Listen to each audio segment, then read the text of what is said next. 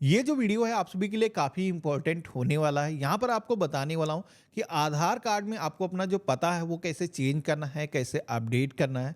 कई सारे लोग फॉर्म तो ऑनलाइन फिल करते हैं लेकिन उसमें कई सारी गलतियाँ होती हैं जिससे उनके आधार कार्ड पर उनका जो अपडेशन है वो नहीं हो पाता, उनका जो फॉर्म है वो पेंडिंग में डला रहता है। लेकिन यहाँ पर आपको जो तरीका बताने वाला हूँ उससे आपका जो फॉर्म है वो इमीडिएट अप्रूव हो जाएगा। जो भी आप करेक्शन करना चाहते हो वो जल्दी से हो जाएँगे। तो वीडियो के डिस्क्रिप्शन में पिन कमेंट पे सबसे पहले तो आधार की जो ऑफिशियल वेबसाइट है उसका जो लिंक है मैंने दे रखा है। क्लिक करोगे तो आप सेम अपडेट पोर्टल पर आ जाओगे। अब यहाँ पर इस पोर्टल पर देखोगे कि आधार से रिलेटेड ढेरों सर्विसेज दी गई हैं। अब किसी भी सर्विस को एक्सेस करने के लिए सबसे पहले तो आपको लॉगिन का जो ऑप्शन दिया गया है इस ऑप्शन पे क्लिक करके अपना जो आधार नंबर है वो दर्ज करना है। जो कैप्चा कोड दिखाया गया है इस कैप्चा कोड को सेम इस बॉक्स के अंदर फिल करना है और लॉगिन विद ओटीपी के ऑप्शन पे क्लिक करना है। आपके मोबाइल फ़ोन पर एक वेरिफिकेशन के लिए ओटीपी सेंड किया जाएगा। ये ओटीपी आपके आधार कार्ड से जो भी मोबाइल नंबर लिंक होगा उसी पर आएगा। हमें ओटीपी मिल चुका है, फिल किया है, लॉगिन के ऑप्शन पे क्लिक करेंगे तो इतना करते ही आप देखोगे कि हम लॉगिन हो चुके हैं। तो यहाँ पर आपको एक ऑप्शन दिया गया है सर्विसेज के सेक्शन में एड्रेस अपडेट का। हमें इसी आइकन पे क्लिक करना है। जैसे हमने क्लिक किया है तो हमारे सामने अब आप देखोगे कि दो ऑप्शन आ रहे हैं जिसमें कि यहाँ पर पहला जो ऑप्शन है अपडेट आधार ऑनलाइन, दूसरा ऑप्शन ये है हेड ऑफ फैमिली वाला। अब यहाँ पर आपको बता दूं कि इनमें से पहला ही ऑप्शन आपको सेलेक्ट करना है, इसके जरिए आपका जो करेक्शन है वो जल्दी से हो जाता है।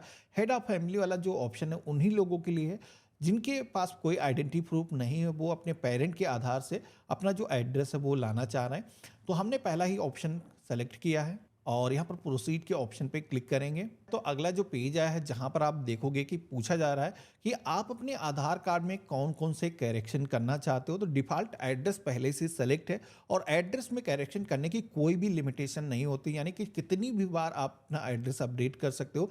बाकी चीज़ें जैसे कि नेम में करेक्शन करना है, डेट ऑफ बर्थ में करेक्शन करना है या फिर जेंडर में कुछ इशू है तो इस तरीके के जो करेक्शन है उनकी एक लिमिटेशन होती है।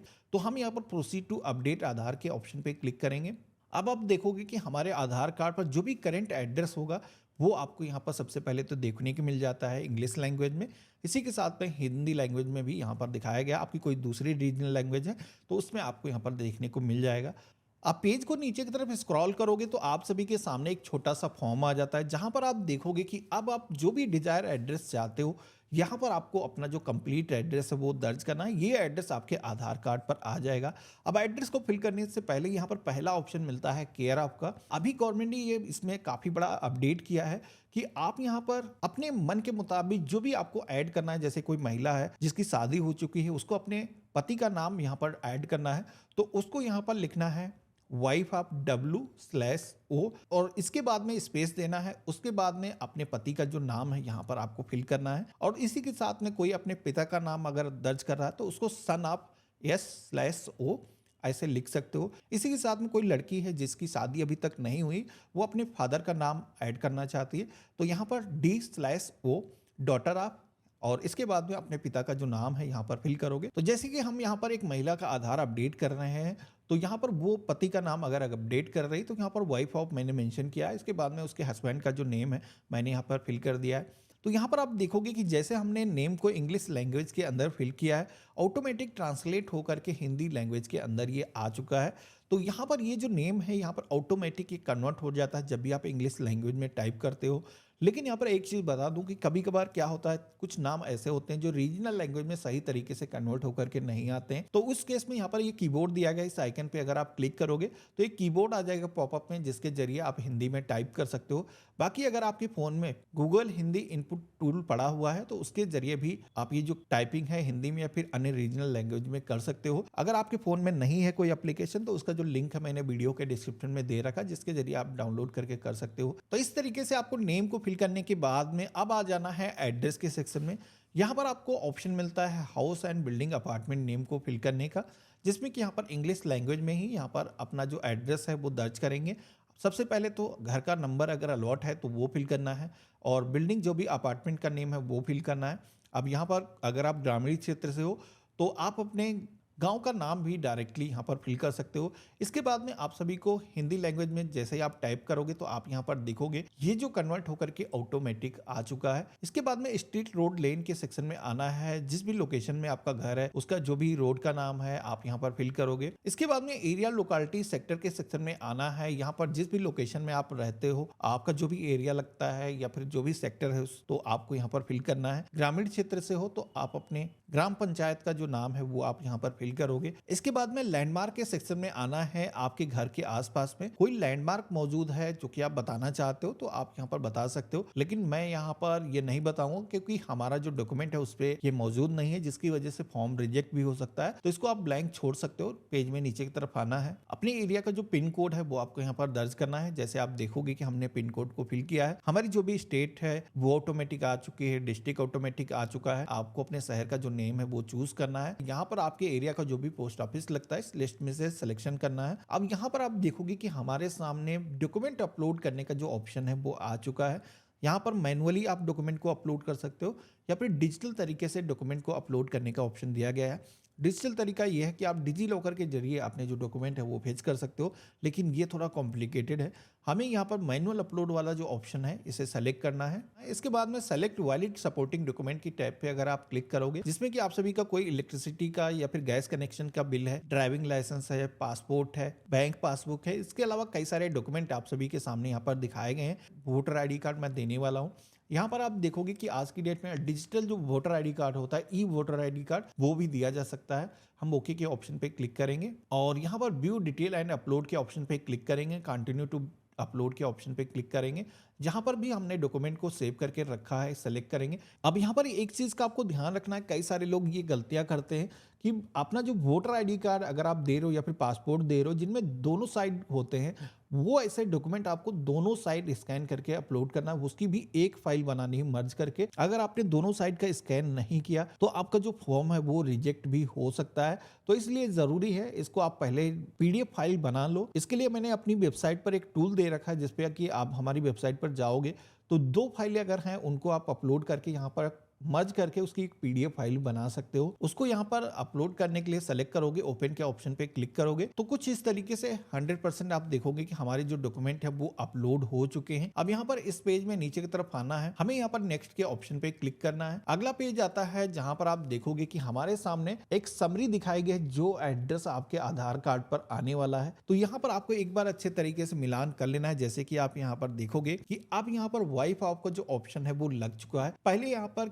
डिफॉल्ट केयर आपका जो ऑप्शन है वो लगा रहता था। आई हेयर बाय के ऑप्शन पे क्लिक करना है। अगर कोई करेक्शन है तो एडिट भी कर सकते हो। तो मेरे केस में कुछ ऐसा है नहीं, सारी चीजें सही है, मैंने सिलेक्शन किया है। पॉपअप आएगा, क्लोज करेंगे और इसके बाद में हम नेक्स्ट के ऑप्शन पे क्लिक करेंगे। तो अब आप देखोगे कि यहाँ पर करेक्शन की जो फीस है वो पेमेंट करने का ऑप्शन आ चुका है।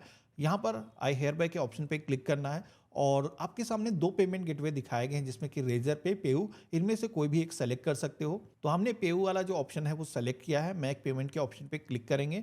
अब आप देखोगे कि हमारे सामने गूगल पे, फोन पे, भीम UPI एप्लीकेशन, इसके अलावा वॉलेट या फिर UPI के जरिए पेमेंट करने के जो ऑप्शन है वो आ चुके हैं। यहाँ पर जिस भी मेथड से आप पेमेंट करना चाहते हो आपको सिलेक्शन करना है। जैसे कि मेरे पास में दूसरा फोन इस वक्त मौजूद है, मैं यहाँ पर चाहता हूँ कि अपना जो QR कोड है वो स्कैन करके पेमेंट कर पाऊँ। इसके लिए मैंने यहाँ पर जनरेट QR के ऑप्शन पे क्लिक किया है। QR कोड को मैंने स्कैन किया है। तो इतना करते ही आप देखोगे कि हमारा जो पेमेंट है वो वेरीफाई हो चुका है। हमारे आधार कार्ड में एड्रेस को अपडेट करने की जो रिक्वेस्ट है वो भी यहाँ पर सक्सेसफुली रजिस्टर हो चुकी है। हमारे सामने आप देखोगे कि एक स्लिप जनरेट होकर के आ चुकी है। उससे पहले आपको बता दूं कि आप देखोगे कि यहाँ पर मैसेज लिखा हुआ है। एचओप में डबल टाइम लगता है, जबकि ये जो आधार कार्ड का करेक्शन का जो ऑप्शन है इसमें मैक्सिमम 30 डेज के अंदर करेक्शन हो जाता है। अब ऐसा नहीं कि 30 डेज ही लगते हैं, 1-2 दिन के अंदर ही करेक्शन हो जाता है। मैं आपको यहाँ पर स्क्रीनशॉट दिखा रहा हूँ जो इससे पहले मैंने करेक्शन किया हुआ है। ये गवर्नमेंट की तरफ से आपको मैक्सिमम टाइम बताया जाता है कि यहाँ तक लग सकता है, लेकिन इससे पहले ही आपका जो करेक्शन है वो हो जाएगा। अब यहाँ पर आप सभी को ये जो स्लिप है डाउनलोड करके अपने पास में सुरक्षित करके रख लेना है। यहाँ पर जो SRN नंबर मेंशन किया गया है इसके जरिए कभी भी आप अपनी जो एप्लीकेशन है इसको ट्रैक कर सकते हो। बाकी अगर आप दोबारा से पोर्टल पर आओगे, यहाँ पर लॉगिन करोगे, तो आप नीचे की तरफ आओगे तो देखोगे कि जितनी भी रिक्वेस्ट आपने इस पोर्टल के जरिए लॉगिन करके रजिस्टर किए होंगे, उनकी लिस्ट यहाँ पर देखने को मिल जाएगी। जिसमें कि अभी आप देखोगे कि जस्ट हमने ये रिक्वेस्ट दर्ज की है। यहाँ पर अभी ये जो रिक्वेस्ट है वेरिफिकेशन स्टेज के अंदर है। यहाँ पर एक बार ये जो वेरिफिकेशन है जैसे ही हो जाएगा, यहाँ पर आप देखोगे कि कुछ इस तरीके से वेरीफाइड सक्सेसफुली का जो मैसेज है वो आ जाएगा। इसके बाद में आपकी जो रिक्वेस्ट है वो कंप्लीट हो जाएगी। एक बार कंप्लीट होने के बाद में आप सभी के आधार कार्ड में ये जो इन्फॉर्मेशन है वो अपडेट हो जाती है। अपडेट होने के बाद में इसी पोर्टल के जरिए आप अपना जो आधार कार्ड है वो आप डाउनलोड कर सकते हो। यहाँ पर आपको डाउनलोड का ऑप्शन दिया गया है, डाउनलोड करोगे और यहाँ पर इसको ओपन करने के लिए आपको अपना जो नेम है और डेट ऑफ बर्थ का जो ईयर है वो यहाँ पर कुछ इस तरीके से कॉम्बिनेशन में फिल करना है। और आप देखोगे कि हमारे सामने नया जो आधार कार्ड है वो जनरेट होकर के आ चुका है। तो ये था प्रोसेस, इसको आप फॉलो करके इस तरीके से अपने आधार कार्ड में अपना जो एड्रेस है वो अपडेट कर सकते हो। यहाँ पर आप अपने फादर या फिर हस्बैंड का जो नेम है वो भी इजीली ला सकते हो। अब आज का वीडियो आप सभी को कैसा लगा मुझे कमेंट बॉक्स में लिख करके ज़रूर बताना। बाकी अगर आपको आपने आधार कार्ड में डेट ऑफ बर्थ को चेंज करना है या फिर नेम में कोई करेक्शन करना है, तो यहाँ पर मैंने एक वीडियो दिखा रखा है, इसको आप देख सकते हो। वीडियो के डिस्क्रिप्शन में भी मैंने कई सारे आधार से रिलेटेड वीडियो के जो लिंक हैं आपको दे रखे हैं। आपकी कोई भी अन्य समस्या है तो इसको देख करके आप अपनी प्रॉब्लम को फिक्स कर सकते हो। बाकी आज का वीडियो आप सभी को कैसा लगा मुझे कमेंट बॉक्स में लिख करके ज़रूर बताना। चैनल पर नए हो तो सब्सक्राइब करना। हम मिलते हैं ऐसा ही एक नए वीडियो में, तब तक के लिए गुड बाय, जय हिंद।